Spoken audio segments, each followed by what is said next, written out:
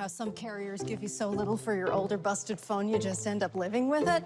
I don't think so. Verizon lets you trade in your broken phone for a shiny new one. You break it, We upgraded. You dunk it, doggy bone it.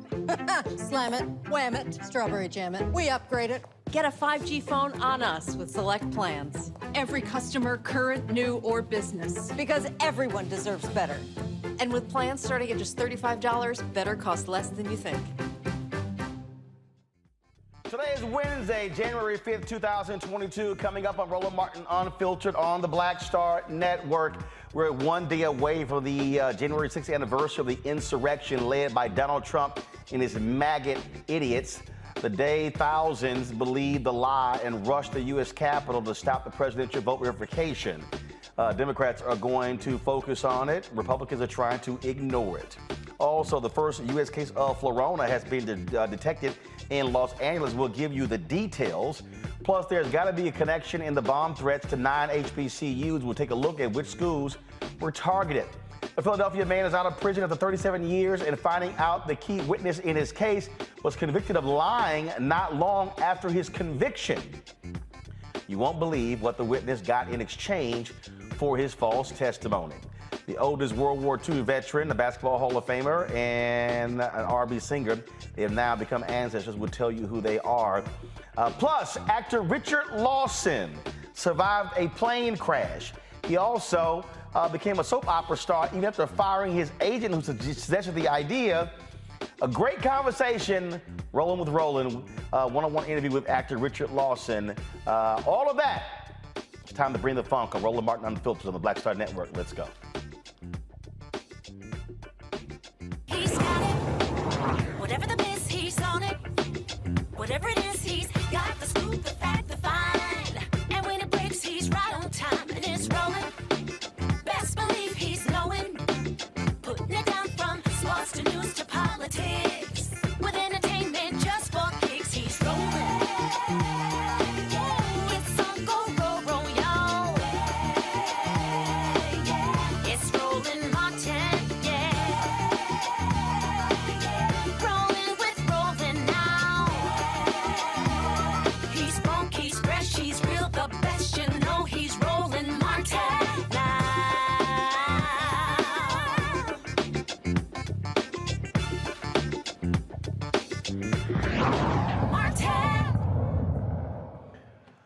Tomorrow marks January 6th. That is the one-year anniversary, the day when thousands of maggots supporting Donald Trump went to the U.S. Capitol to protest. It turned into an insurrection and a riot. They attacked numerous Capitol Hill police officers, throwing things at them, causing mass destruction. It was an awful, awful day. Republicans goaded that on. They, of course, saw these things unfolding, and then they were doing their best in order to try to allow it to continue. They wanted to thwart the, of course, certification of the election of Joe Biden. Today, Attorney General Merrick Garland spoke to the issue in terms of what the Department of Justice has been doing to hold those individuals accountable for what took place a year ago. Necessary consequence to the prosecutorial approach of charging less serious offenses first is that courts impose shorter sentences before they impose longer ones.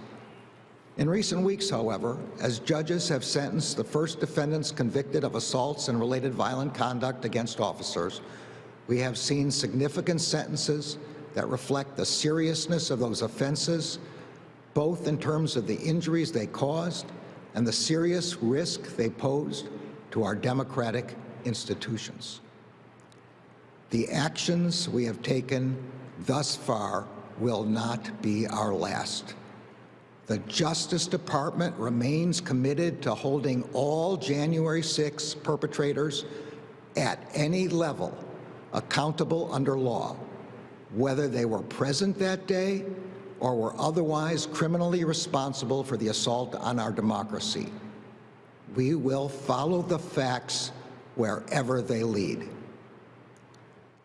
Let's go to our legal panel and talk about that. Of course, joining us right now is A. Scott Bolden, former National Bar Political Action Committee Chair. Robert joins us right now. First of all, Robert Patillo, Executive Director, this long title, y'all, Rainbow Push Coalition Peach Tree Street Project. Monique Presley, legal analyst, crisis manager.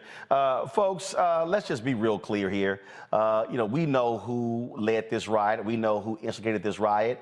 And here's some ads that people are putting out showing you the sheer hypocrisy of Republicans on this very issue. Watch this one ad right here. The president bears responsibility for Wednesday's attack on Congress. President Trump is responsible for provoking the events of the day. The president's language and rhetoric crossed a line, and it was reckless. The president needs to understand that his actions were the problem, not the solution. This is the cost of telling thousands of people that there is a legitimate shot of overturning the election. All the fingerprints of an Antifa operation. It's the way they operate. I knew those are people that love this country, that truly respect law enforcement, would never do anything to break a law. We now know there was no armed insurrection. Nobody had arms. There was no insurrection, and to call it an insurrection, in my opinion, is a bold-faced lie. If you didn't know the TV footage was a video from January the 6th, you would actually think it was a normal tourist visit. Was January 6th an insurrection, or could it be more accurately described as a mob of misfits? It was Trump supporters who lost their lives that day. Not Trump supporters who were taking the lives of others. Truth is being censored and covered up. As a result, the DOJ is harassing peaceful patriots across the country. Out of their minds. They are absolute liars.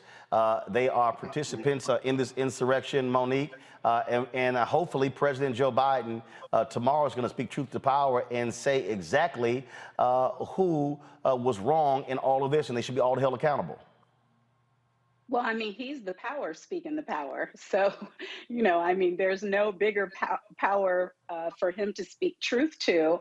But I am hoping that he will use the opportunity to be bold and use plain language about what happened and about a path forward, which is really what is necessary here. The unfortunate part, though, Roland, is that it doesn't really matter what he says. There is a group, we're calling them fringe, but it's not really fringe if we don't know an accurate count on the numbers. There is a group that no matter what he says, they view him as an illegitimate president. They view anything that he says as a lie, and they skew any and everything they hear in order to keep themselves and keep the former president blameless. And there is nothing that can be done in one speech tomorrow to fix that. This is what Jen Psaki, the White House spokesman, had to say about President Biden's plans tomorrow. Tomorrow the president is going to speak on Capitol Hill. Is he going to address his predecessor's role in the riot? Yes, and let me give you a little more preview of that. In addition, and I know I noted this yesterday, but I think it's important for people to let me briefly reiterate. The president is going to speak to the truth of what happened, not the lies that some have spread since, and the peril it posed to the rule of law and our system of democratic governance. He will also speak to the work we still need to do to secure and strengthen our democracy and our institutions, to reject the hatred and lies we saw on January 6th, and to unite our country. I'd also note that President Biden has been clear-eyed about the threat the former president represents to our democracy, and how the former president constantly works to undermine basic American values and rule of law. And President Biden has, of course, spoken repeatedly about how the former president abused his office, undermined the Constitution, and ignored his oath to the American people in an effort to amass more power for himself and his allies.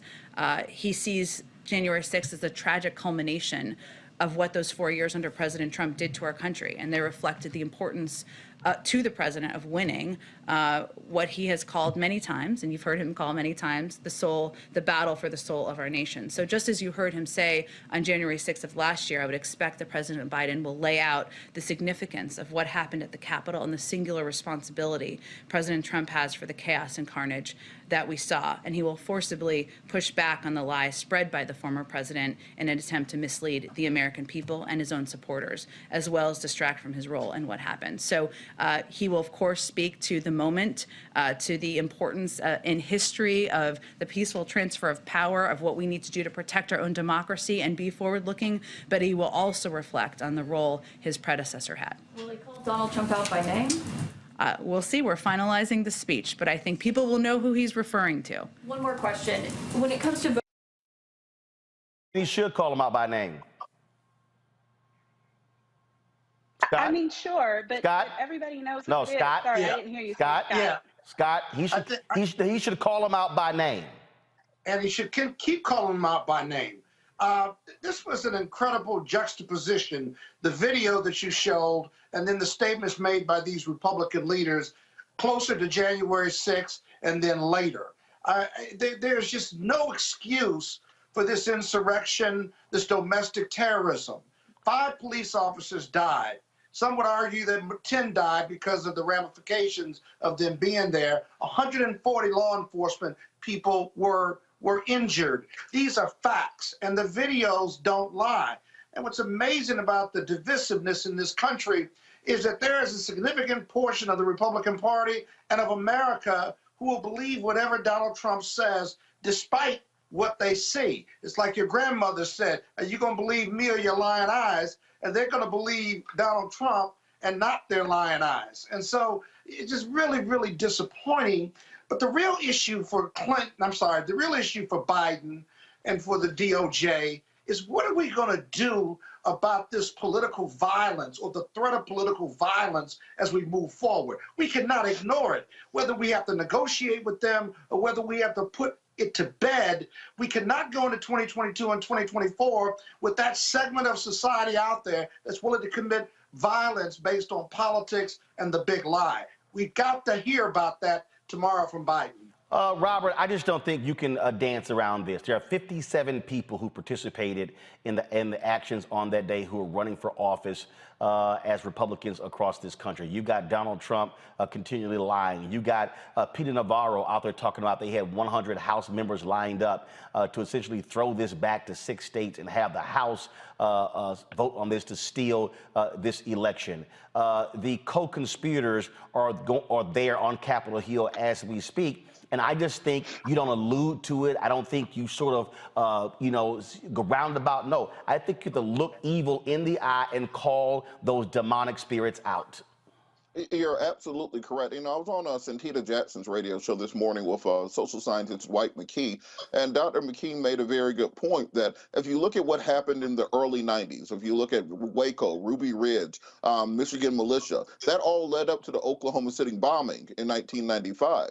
So you can very much look at January 6th as being the dry run, the practice round. Didn't really know what they were doing. They organized it last minute. People are coming in from all over the country. But what happens next time?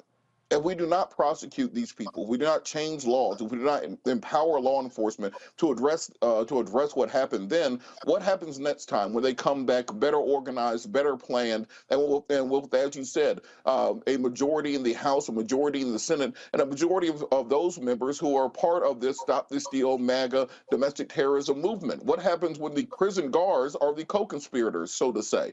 So to think that they're just simply going to slink back into the population, go away, they tried one time and they're not going to try again.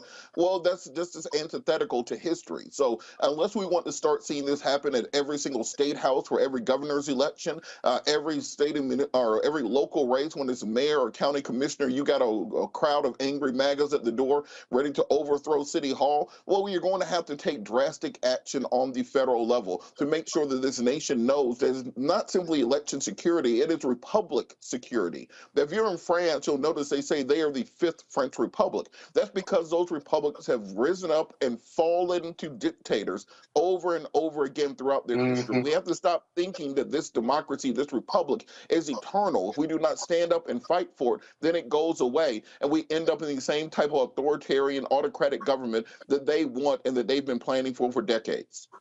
Monique, do you believe that Merrick Garland is moving too slow to prosecute those involved on January 6, 2021? No, I don't have any way of knowing what fast or slow is. He is doing a methodical, thorough investigation. And as he said in the clip that you played, and beyond that, they start at the bottom, it's low-hanging fruit, and they work their way up, and they put the pieces together to get to a place where whatever they can prove with evidence beyond a reasonable doubt, they charge. And so while everybody may know where we are heading and whom we believe should be held responsible, there really is only one right way for the Justice Department to do their job. That doesn't mean, however, that there aren't other agencies or other bodies of government, for instance, the legislative branch, that can't be doing other things that go along with what Robert just finished saying. We have people who are serving as members of Congress who are in fear of other members of Congress who are gun carrying, who are threat wielding, who voted against the legitimacy and the peaceful transfer of power, and they are walking around in office. So there have to be ways to censure and to remove people who do not stand for this government that they took an oath of office to protect. So I think everything has to happen at once, and I think it is happening at once, but I think rightly so. We will not know what the Justice Department is doing until they do it. Bottom line here, Scott. Bottom line here, Scott. You cannot play footsie with evil. These people are evil. You must call them out. They must be arrested. Yes, Democrats should be moving to throw out Congressman Paul Gosar, throw out Lauren Boebert, throw out Marjorie Taylor Greene. I don't give a damn what Kevin McCarthy has to say. Republicans are going to defend their own regardless of whatever they do, and you must expose these people for the menace to society that they are. And it's offensive.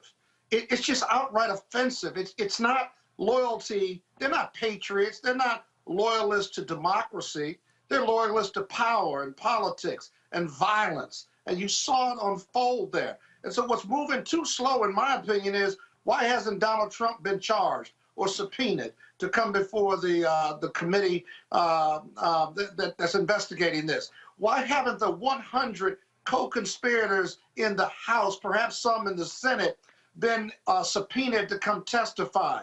And why can't we move faster on those who would fight the subpoena?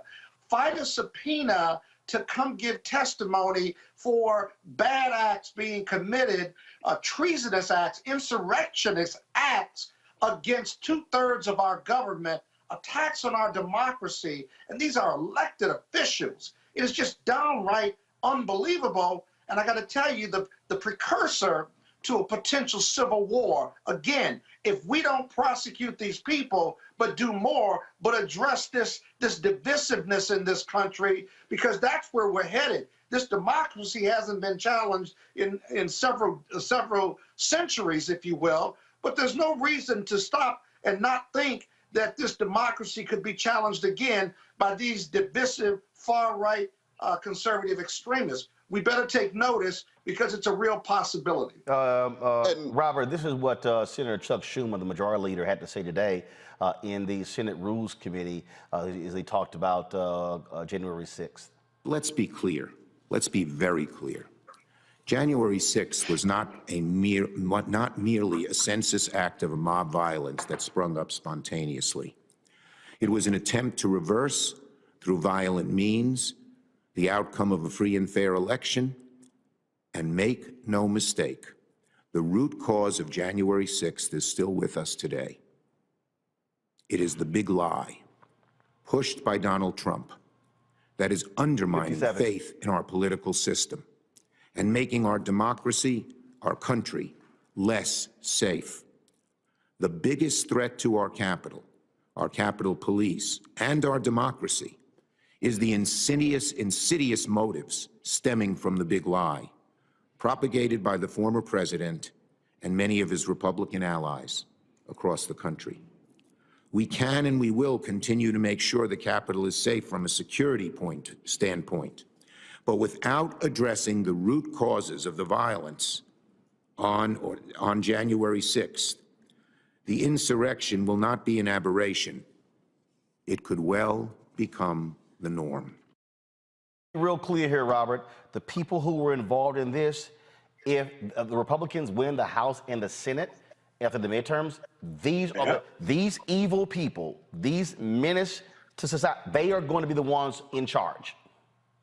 Exactly, and that's what we need to fear. And for Chuck Schumer, I think also there's a legislative aspect to it. Part of part of the issue that Merrick Garland has is there aren't laws on the books that make this illegal, quite frankly, and what many of these people have done. So what a lot of these people are charged with are misdemeanor trespassing charges, being in the Capitol not during tour hours, and that's where they're getting these light sentences, 90 days in jail, 6 months in jail, along those lines. Meanwhile, there's somebody sitting in jail for 20 years over weed, and so another person who stormed the Capitol gets 60 or 90 days in custody. So Congress has to go through and actually create a suite of legislation that will ensure that if this happens again in the future, those members of Congress who are involved are automatically expelled. That should just be across the board. If you participated in an insurrection against the American government, you should be automatically expelled from Congress. They shouldn't have to vote on it. You shouldn't have to have a political majority to do so. And also for individuals who stormed the Capitol in this nature, you have to create federal charges for them to make it easier to prosecute them in the future. That sends the message this will not be tolerated in this democracy. And frankly, I think you can get moderate Republicans on board with that. Bottom line here is, again, let me remind people, these are the people who will be in charge if nothing is done. I need people to understand that. And so if you dance around it, you play cute, nah, that's not how you deal with evil. You must confront it head on. All right, folks, hold tight 1 second. I got to go to break. When we come back, more on Roland Martin Unfiltered, including our daily report on Black and Missing. Also, bomb threats against 9 HBCUs.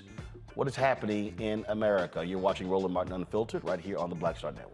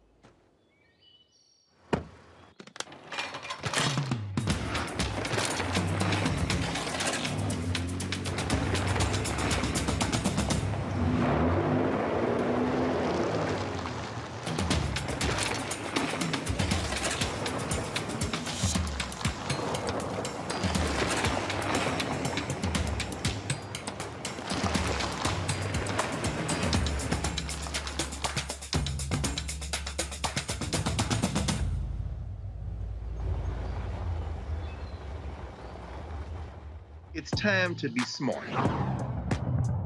Roland Martin's doing this every day. Oh, no punches! Thank you, Roland Martin, for always giving voice to the issues. Look for Roland Martin in the whirlwind, to quote Marcus Garvey again. The video looks phenomenal, so I'm really excited to see it on my big screen. Support this man, Black Media. He makes sure that our stories are told. See, this difference between Black Star Network and Black-owned media and something like CNN. I got to defer to the brilliance of Dr. Carr and to the brilliance of the Black Star Network. I am rolling with Roland all the way. Honored to be on a show that you own. A black man owns the show. Folks, Black Star Network is here. I'm real revolutionary right now.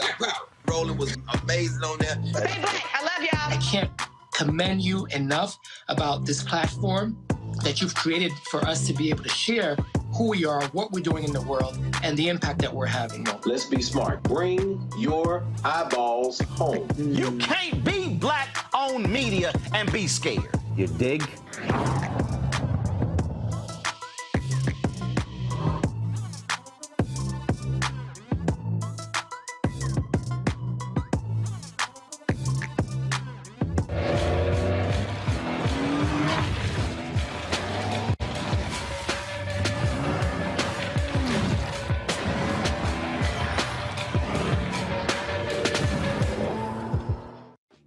My name is Charlie Wilson. Hi, I'm Sally Richardson Whitfield. And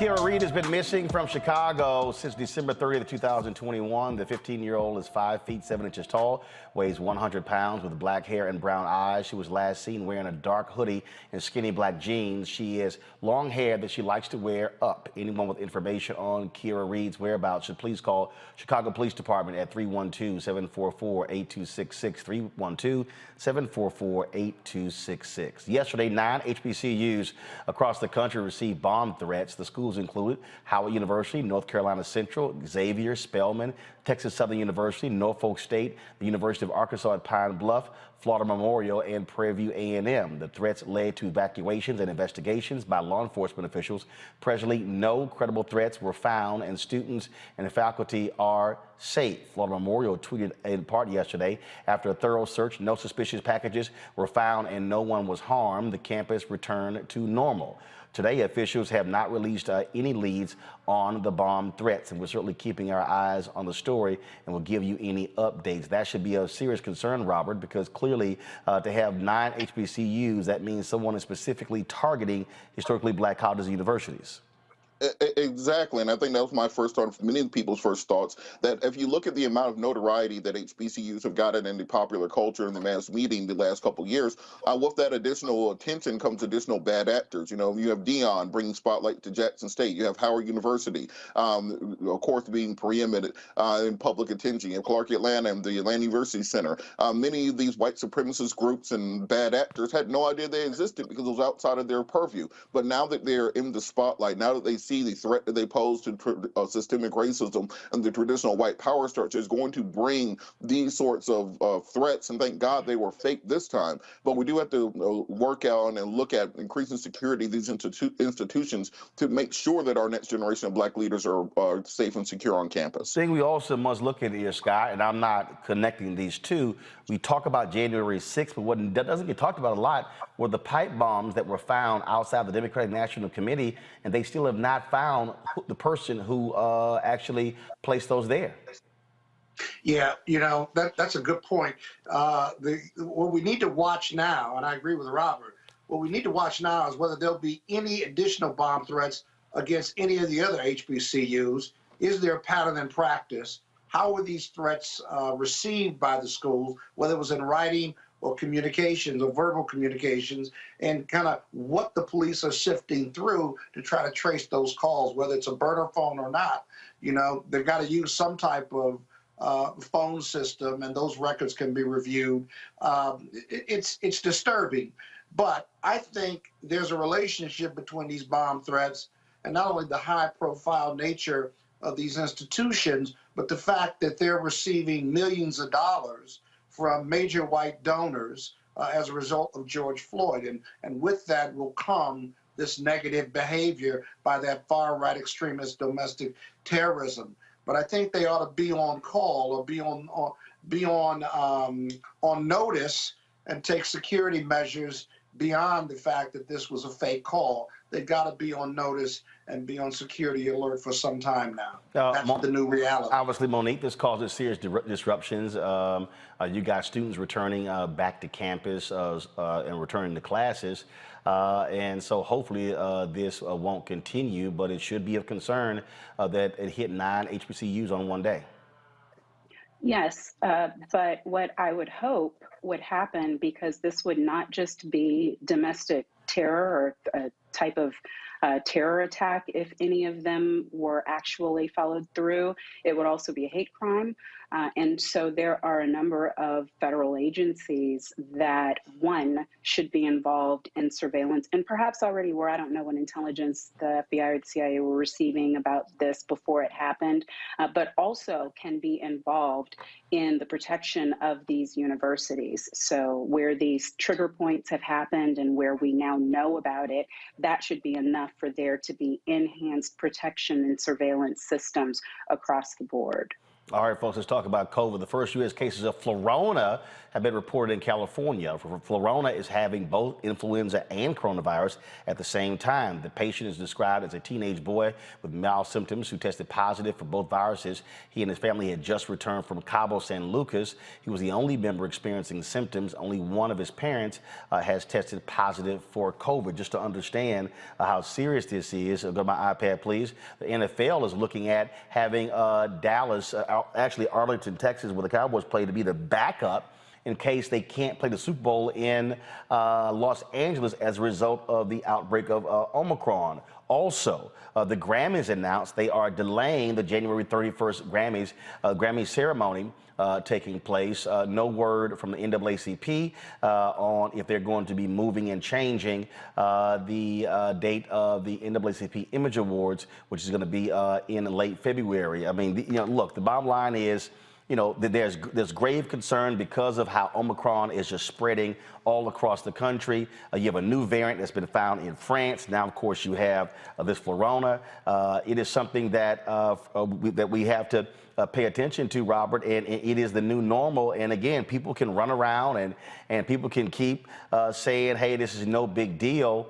And you can have these folks, these anti-vaxxers out there. You got idiots like Candace Owens who goes, I would rather die than get the vaccine. Well, guess what? COVID don't give a shit about how you think. And again, sit tight. And look, I mean, look, it don't play. Look, I've had these people try to come at me. Why are you trying to tell our people to get this poison? All right.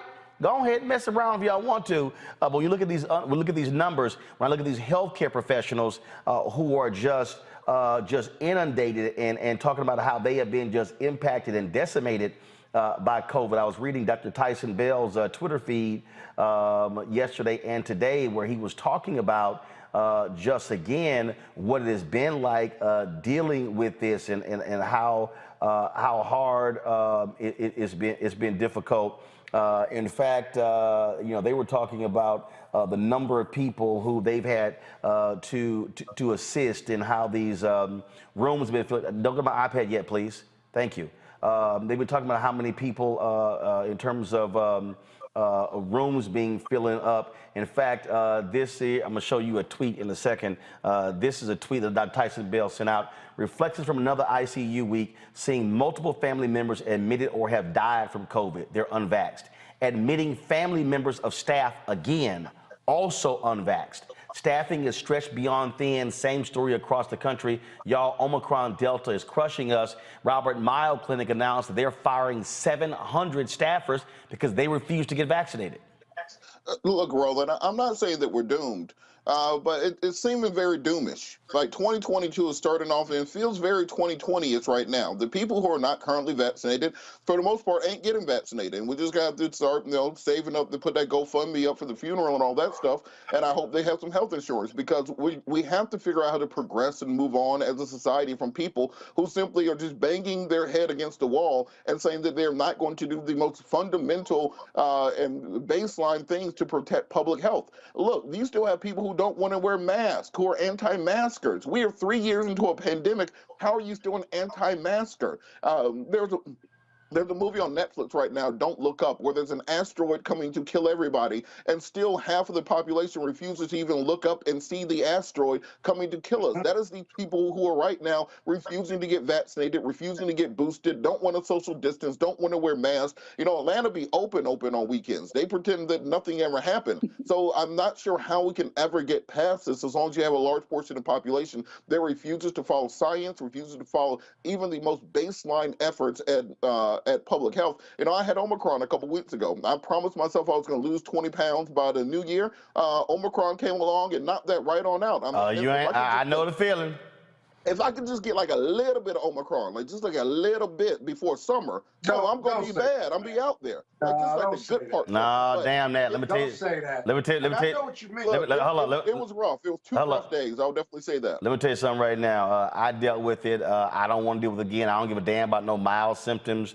When you see a fever hit 104, that is nothing to play around with. You want to get that down as quickly as possible. The thing that we're also looking at, Monique, of course, you look at again, the Mayo Clinic, the esteemed Mayo Clinic, having to fire nearly 700 employees because they refused to get vaccinated. And their whole deal is, how in the hell can we be a healthcare provider and then y'all don't want to get vaccinated? And so people, which now that's going to put further stress on the medical system. These hospitals having to fire people who are working at hospitals who don't want to get vaccinated. Yeah, and this is all very Jim Jones-ish, right? Because to me, there's a through line, there's a thread, there's a direct connection and a place of responsibility for all of this. So the segment that we just finished about tomorrow's anniversary and about what happened on January 6th and who was responsible for it is the same conversation that we are having about these vaccine refusers, these mask refusers. It is all stemming from the same place of manipulation, the same place of ignorance, and as you say, Roland, the same place of evil. So when we are looking at our society, because I think it doesn't help us just to figure out case by case by case what is happening, what we are seeing, as I think Robert said earlier, is we're seeing the deterioration of democracy, yes, but also the deterioration of independent thought. We do not have common facts, so we cannot reach common conclusions, and even our debates are striated, infused with stupidity, because we have people who have controlled the narrative and controlled the minds, the thought processes, and the decisions of others who are weaker and who are easier influenced. And we are seeing the consequences in blood, in death, in economy, in voting. We are seeing it everywhere. So whomever doesn't believe when they look at other countries that have had democracies that were older than ours and fell, they need to wake up and wake up now. I agree with that, Scott. And it's just, look, people keep talking about, oh, symptoms are mild. Folks are still dying as a result of COVID. Hospital ICUs are still being filled up. And if I hear one more damn person say, do your own research, I'm sorry, you're dealing with people who talk shit to me, who can't even Google segments that we've actually done on the very thing. I mean, I get people coming at me, I had some dumbass today, you called out Antonio Brown, you ain't never called out Aaron Rodgers, you ain't never called out Jason Whitlock, and I'm like, I was in Los Angeles for a whole hour, sit down, dogging Jason Whitlock to his face. And I'm like, it's basic YouTube search. And so that's what kills me. Do your own research. I'm like, you don't know what the hell you're even looking for. I mean, look, I took some Creamotion cough medicine. I don't know what the hell's in that Creamotion. That's right. I was not sitting here going, let me look at all the ingredients. But y'all, come on. That's what we're dealing with, folk who don't even ask a question, what's in a hot dog? Yes. Or what's in cheese? Come on, man, go ahead. Or what's in their marijuana, or what's in other drugs that they take, or the cigarettes they smoke. I mean, we can't even agree in this democracy right now on what the truth is. Is the sky blue or not? They'll say, well, it's a reddish color, looking at a blue sky. And Roland, here's a thought for you, perhaps the panel too. Maybe this is just where we are. Maybe we spend a lot of time criticizing the anti-vaxxers and anti-maskers and Republicans and what have you.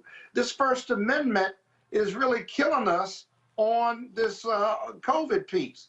Maybe this is the new reality. Maybe we're going to have to just manage COVID going forward, manage the bad actors. Maybe we don't get to herd immunity, and we just got to live with this until our democracy dies. Well, but here's the where we're headed. But the issue, though, this issue actually predates COVID. What we're talking about here, Robert, really, with the explosion of social media, the explosion of TikTok doctors, the explosion of YouTube scientists, the explosion of Twitter political scientists. So we're now operating in this world where people actually think that they are experts on shit they don't know nothing about. I mean, I remember when Ferguson jumped off. There were people who were, man, why you not on the ground in Ferguson? Because we don't have the equipment to broadcast the show live. Well, there are other people who are there. Other people don't have a show. They're holding a phone up. So they were sitting there going back and forth with me, and I'm going, do you even remotely understand that in order to broadcast a show for 2 hours, because we were 7 to 9 a.m. on TV1, we actually have to have a stable connection. You must have the very equipment to do that, the lighting and all of those different things. We literally had none of that. We had none of those things at that time at TV1. And so these folks were going off, and I'm like, you don't even have a show. So you're telling me how to do my job when you know nothing about my job. And that's where we are, because these people think they can Google anything, and now they are an expert on how to do your job. I know people who are construction engineers. I don't even like changing a light bulb. You think I'm about to sit here and have a debate with an engineer on how to construct a building? No. That's why you hire somebody who went to school to become an engineer. But that's where we are now. We got everybody and their mama who think they on YouTube, and I got people, man, hitting me up. I had a sister who hit me up, and I'm gonna go. She said, you need to have Rizza Islam on your show. I said, to talk about COVID. I said, is he a doctor or a scientist? No. I said, why would I have him on? Well, he's well read. I said, I'm sorry, is he a doctor or a scientist? No. Well, why am I going to have him on to talk about COVID? Now, I could have easily not even mentioned his name and just could have alluded to it, but I'm giving an example. And she was going back and forth. I said, would I have a non-lawyer on breaking down the Derek Chauvin verdict? If they were an activist, that's their lane.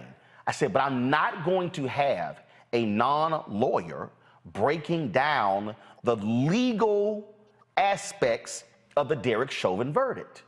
I said, if I'm having a conversation about food, I'm probably going to have a chef.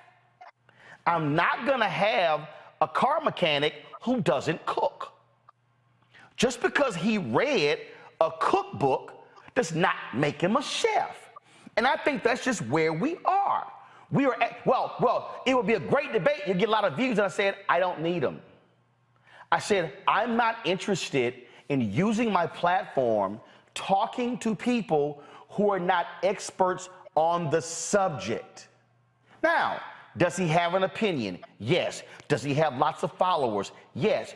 Do people go, oh man, I love what he has to say? Yes. That's great. And I told her they are more than welcome to listen to him on any of those platforms. But I am not going to have somebody on discussing a medical health issue who does not have any expertise in the issue. I said, send me his bio. She did. I saw where he mediated some gang dispute. I said, if we were having a conversation about how to deal with gang issues, I would more than welcome to invite him because he has experience in that. But I'm not having a conversation about COVID if you got no knowledge or experience on that very issue. And also, I think he's on some list, the 12 biggest disinformation, some list, whatever. It's a bunch of people, Robert Kennedy Jr. is on it. But again, I'm just not gonna do it.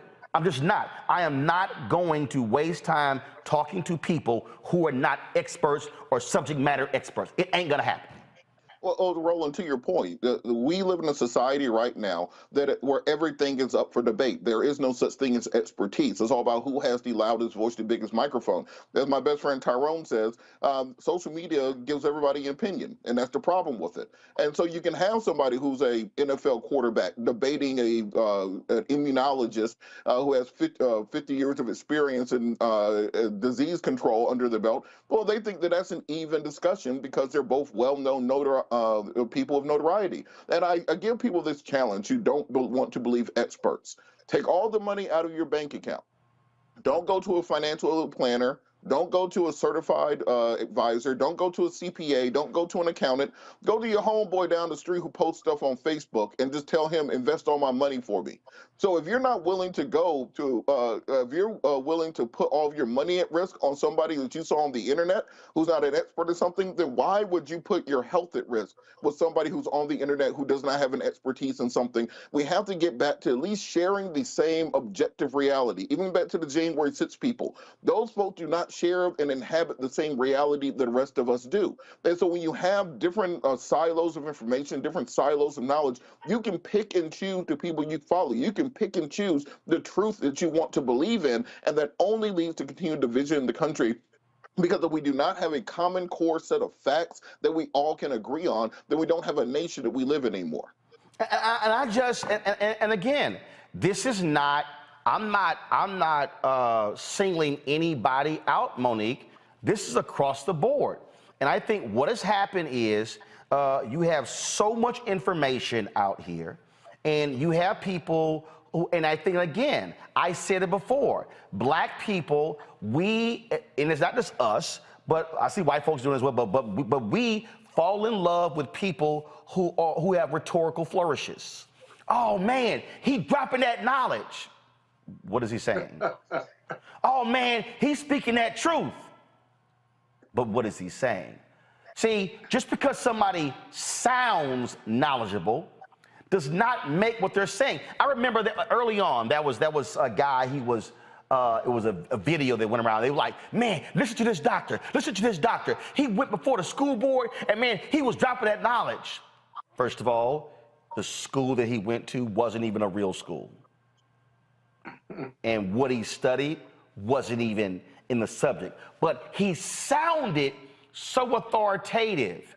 I guess we're living now in that world. Who's that black kid who kept getting arrested for impersonating people? Remember, he went to jail, and I mean, he impersonated a doctor. That's what we got now. We got folk who literally, because of social media, are impersonating knowledgeable people, and it's just not going to happen. I was just looking at, there was a guy who was a manager for a rapper, and I was just looking at it, and he had a heart attack. And he was thanking Bun B and another guy for they were taking a picture, and he was literally having a heart attack while they were taking the picture. And he said, man, the doctor saved my life. If I'm having a conversation about cardiovascular health, I'm not talking to a gardener. It's just not going to happen. Right. And you know what? I was smiling because I have had to remind myself of that recently, because I was getting frustrated with the messaging that was going out from a number of people who have very significant platforms. And of whom I hold in high esteem, but in my opinion, were putting out messaging that pushed us backward rather than forward, and that was skewed to a particular point of view that had nothing to do really with what could actually be done. And I've seen that a number of times in legal cases where, you know, we come on here on your show and we often discuss things exactly as they are, you know, where if somebody is found guilty and we knew all along based on the way the trial was going, it made sense to us. But you could have someone else to come on and it'd be like, storm the Bastille, you know, storm the Capitol. It's about white folks. It's about black folks. It's about racism. It's about classism. And it wasn't about none of that. It was about that jury, that judge, those lawyers, the poor job they did, etc. And what I've had to remind myself is it's not just ignorance that is skewing things right now. It is agendas that are skewing things. And I'm not saying that that's new, but as you said, with social media being so prevalent, with people being able to talk to 1 million people, 140 characters at a time, and say something that could be loud and dead ass wrong, it is dangerous. And so what I've had to see is that I can still have respect for the organizer in their job in their lane, the lawyer in their job in their lane, you and as a journalist and thought leader in your lane, and understand though that I need experts in each of those fields. And the journalist isn't going to give me what the doctor will give me, and the lawyer is not going to give me what the activist will give me. I need full counsel. I ain't gonna start preaching, but I need full multitude of counsel and full counsel in order to have the facts straight. And I had a conversation. I won't say her name because I'm not free to share that conversation. But I respect greatly someone who is a leader in the organism and activist lane, who had said something that was kind of like directly opposite of something. Like, it hurt my heart. It was so opposite of what we were trying to get done in Texas at the time. And she called me though, and she said, listen, this is my job. And I want to explain to you that from my perspective, this is not about that. I know it might be important to you for these reasons, but for what we are trying to do and what our objectives are, I cannot go along with it. I can't go along with it publicly, and I can't go along with it privately. And I learned that lesson that day, because on the one hand, she's saying something really good is happening. Maybe it's good long-term, maybe it isn't, but she told me directly, but I'm not gonna say it's good. So people need to understand that when they're listening to people, unless you're just listening to somebody who's calling balls and strikes, you need to filter for their motivation and agenda, whether it is a positive one or a negative one, when you listen to what they say. And there are people, and again, look, there are people who sometimes say stuff and it's quite emotional, and they think it's one thing, but when they don't really understand the nuance, it's something else. I remember being there was a rally at a church in Dallas after Botham Jean was killed. And at that rally, the district attorney, the then Dallas DA, Faith Johnson, was there, Ben Crump was there, some of the other lawyers were there. And folks were going off on the DA, charge the cop with murder. Ben was like, I wish people in the crowd would chill with this. Because it ain't gonna happen. And he's, well, no, it wasn't that wasn't gonna happen. He said, what they don't understand is, in Texas law, if she's charged with murder and when she's convicted, from the city's perspective, they'll cut her loose. They cut her loose, and they don't have to pay any settlements. Yeah. He was walking through lawyers, and I mean, it's lawyers, and we've had this conversation on this show, where we've talked about folks like, well, why did they charge him with first-degree murder? And they were like, well, actually, they can actually get a longer sentence with a second-degree murder charge and this other charge versus that. And it's understanding how you're trying to see it here. Because the goal is for them to be penalized for what they did. The point is, how do you get the conviction? And that, Scott, is where expertise comes in. And so that's why you ask experts who do this. And even when you're talking about law, there are some people who have been paid contributors on networks as legal commentators who ain't never stepped foot in a courtroom. Exactly. They ain't never tried a case. They ain't never tried a case, and they just sitting here, I mean, just running off at the mouth. And they, black and white, run off at the mouth. And I talk to other lawyers like, you know, she ain't never tried a case.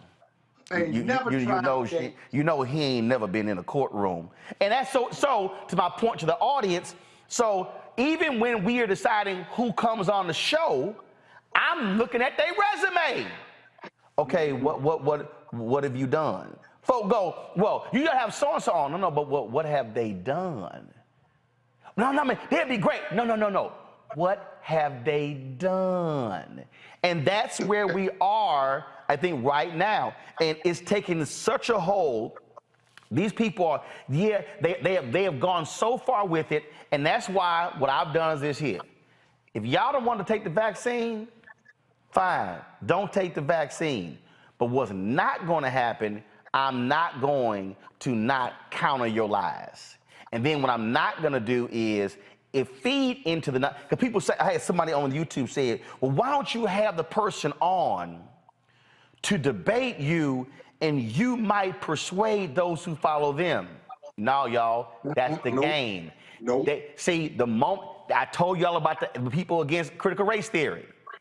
The moment you booked them on the show, that's what they wanted. That's the win for them. Scott, go ahead. No, I think you're absolutely right, and I think the panelists are too. But the power of social media makes everybody believe that they're an expert when they just have an opinion, if you will. And it's very frustrating, especially when the opportunities for lawyers to get on TV, there's a lot of content and a lot of opportunity, and I don't think the media, as a general proposition, is reading their bios or resumes. No, they're not. No. I'm gonna tell you. I'm gonna tell y'all how the game goes. I'm gonna tell everybody right now how the game goes. Oh wow, he's provocative. She's provocative. They sound great. They look great. They know how to speak in sound bites. Book them. I'm telling you, I have seen the game. I have seen it. I spent 6 years at CNN.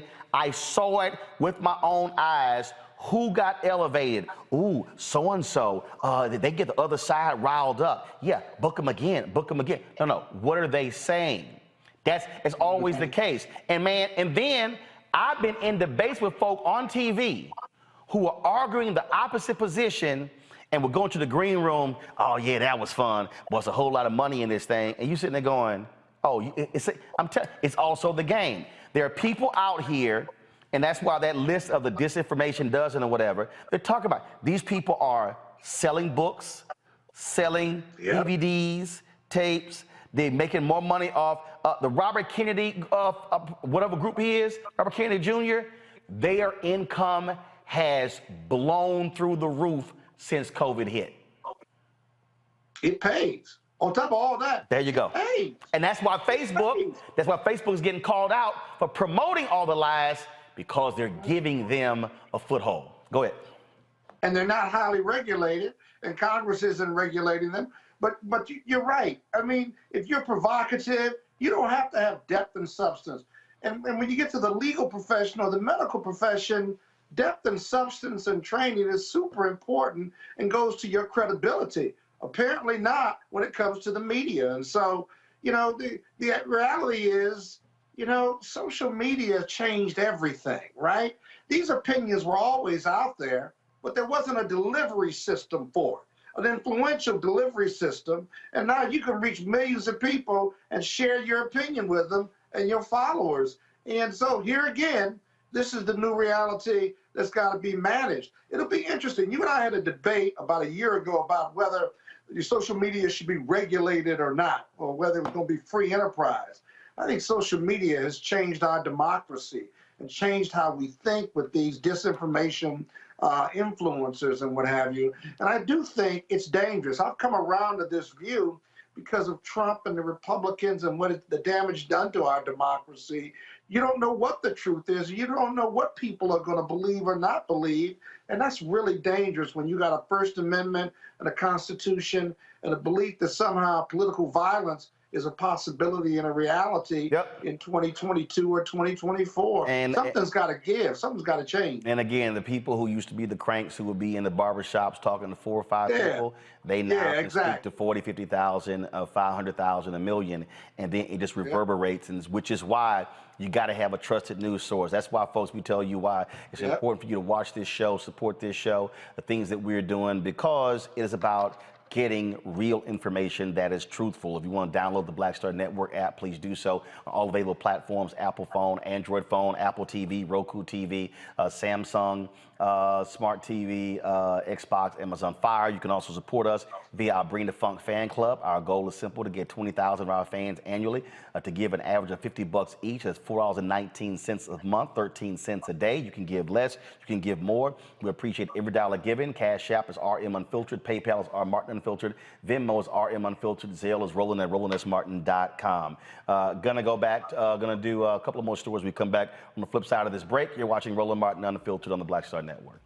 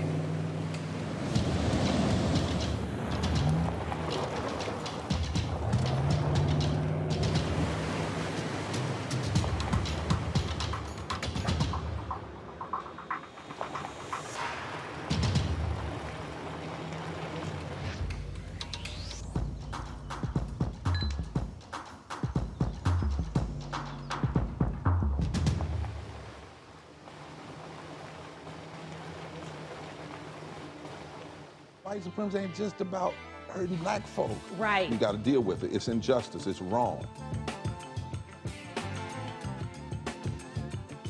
I do feel like in this generation, we've got to do more around being intentional in resolving conflict. You and I haven't always agreed. Yeah. But we agree on the big piece. Yeah. Our conflict is not about destruction. Conflict's going to happen.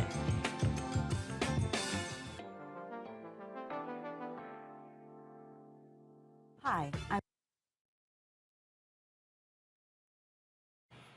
All right, folks, not sure why our drops are not working today. This is the last story for our panel here. A Philadelphia man has been freed from prison after 37 years in a case tarnished by detectives who allegedly offered a witness sex and drugs at police headquarters in exchange for false testimony. The trial witness was charged with perjury days after Willie Stokes was convicted of murder in 1984. But Stokes was never told of that perjury plea until 2015 while serving a life sentence. A federal judge has called the violation of his constitutional rights egregious. Both detectives in question, they're now deceased. The question, what happens to Willie Stokes? This is one of those things where, it's like, how do you compensate someone 37 years? What the detectives did, this is just unbelievable, Monique. Yeah, and there's no fix. There is no fix for it. There's no amount of money in the world that can compensate for a life.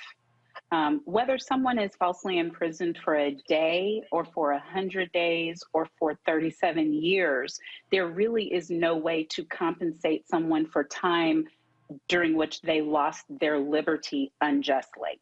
So we have figured out calculations for those things. Certain cities have it where it's a certain amount of dollars per day that they use as a calculus when there is a false arrest and false imprisonment, but it does not compensate properly. And that's, of course, the same thing when you're getting a wrongful death verdict.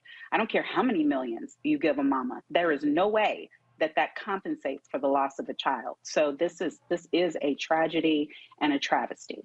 The story here from NPR, this is what it says, Robert. One surviving prosecutor, now in private practice, did not immediately return messages seeking comment Tuesday. However, he has given a statement saying he doesn't remember either case.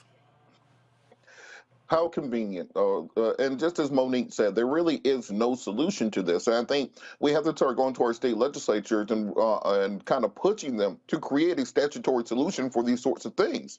When you think about it, there really should be a statutory right of action, because right now it really just comes down to what the family will accept. Let's start saying that, look, if we falsely imprison you for your entire life, then we will have uncapped damages that you can sue the state for. I bet you they get a whole lot more careful on these prosecutions when they start renaming streets after your son and daughter. They have to give City Hall over to the family of the victim. Maybe that will give people the message of what we're talking about when we're discussing criminal justice reform. Not just dead people shot by cops, but it's a systemically broken system from the bottom to the top. From the time you have your first encounter with police until appeal, there are flaws in the system all the way through. And until we start giving people the private right of action to go after the system itself, there'll be no way to actually get the reforms we need. We have seen court systems be recalcitrant to change. We've seen legislatures be recalcitrant to change. The minute you start talking about not arresting low-level offenders, you get the police unions and everybody else come marching and protesting, saying you're soft on crime. We have to change the laws which underpin these things to give people more rights so they can fight back against a system that is fighting against them. Scott, but this is what's so crazy. Go back to my iPad. This is the NPR story. The homicide prosecutors that used Franklin Lee's testimony to convict Willie Stokes then prosecuted Franklin Lee for lying on Willie Stokes, and they never told Willie Stokes. Those are lawyers who should never, ever practice again. And prosecutors are held to a higher standard, and they didn't tell the defense lawyer for Willie Stokes, and no one told him. And so 40 years ago, over the course of 37 years, he just languished in jail. Hold on, Scott. I got one better for you. Lee was in jail on rape and robbery charges. He served 35 years and got out 2 years ago. Unbelievable. He got out. The dude who lied to get a lighter sentence has been free for 2 years, and the dude he lied on was still in prison. Go ahead, I'm sorry. And nobody cares. Nobody cares. Now, having handled a couple of these cases, there is a statutory right to recover after 37 years for a lot of these cases. Depending upon the state law. Huh? Depending upon the state law. No, there may be a statutory right, but the limitations, even if you give you the right, there are limitations different state by state in regard to what you can recover for being wrongfully convicted. Secondly, your listening audience needs to understand this, that the prosecutors and the judges involved in outright malfeasance, right, are protected by immunity, if you will, whether it's statutory immunity, limited immunity, or full immunity, and are barred from being prosecuted or even taking their depositions, let alone them being charged or sued civilly, whether it's under 1983 or whether it's on a state statute. And so not only is he free, but now to recover monies, he's got to challenge a system that is embedded in protecting bad actors called the judges and the prosecutors. And it's hard to get around, because even if you successfully change the law, the government is going to appeal it. They'll say, this is a problem and we're not proud of this conduct, but obviously we got to protect our taxpayer dollars. And so they will go to the Supreme Court to appeal it, state as well as otherwise, and you'll be litigating for 10, 20, 30 years, and you still may not win, which is why most defendants or who have been released, they settle for something because they don't want to be tied up in litigation for years. Again, he's 61 years old, and it's amazing how these folks... He ain't got 20 years of litigation. And it's amazing how these folks have no problem at all paying out multi-million-dollar police settlements when cops beat folks, but then they don't want to pay somebody who served time in prison who was wrongfully convicted because of police and because of prosecutors. It's outrageous. It's outrageous. Absolutely. All right, folks, to our panel, thank you so very much. Got a few more headlines to read before we go to our Richard Lawson interview. Thanks a lot, Scott, Robert, and Monique. The oldest known World War II veteran, folks, died this morning. 112-year-old Lawrence Brooks was a member of the Army's majority African-American 91st Engineer Battalion. He served in Australia, New Guinea, and the Philippines during his military career. Brooks was born in 1909 in Louisiana and raised in Mississippi. He's survived by 5 children, 13 grandchildren, and 32 grandchildren. Basketball Hall of Famer Sam Jones passed away at the age of 88 last week. Jones won 10 NBA titles with the Boston Celtics in his 12-year career, second only to teammate Bill Russell. A Celtics spokesman says Jones died Thursday in Florida, where he had been hospitalized in failing health. He was a North Carolina native who played for Hall of Fame coach John McLandon at North Carolina Central. Celtics general manager Red Auerbach selected him 8th overall in the 1957 draft, despite never seeing him play. Sam Jones was 88 years old. R&B singer Jesse Lee Daniels has passed away at the age of 57. He rose to fame as a member of the Force MDs. They were an R&B vocal group formed in Staten Island, New York in 1981. The group had 6 studio albums together, and their last release was in 2000. The musician's management team confirmed the news, and the band paid tribute to him on Facebook.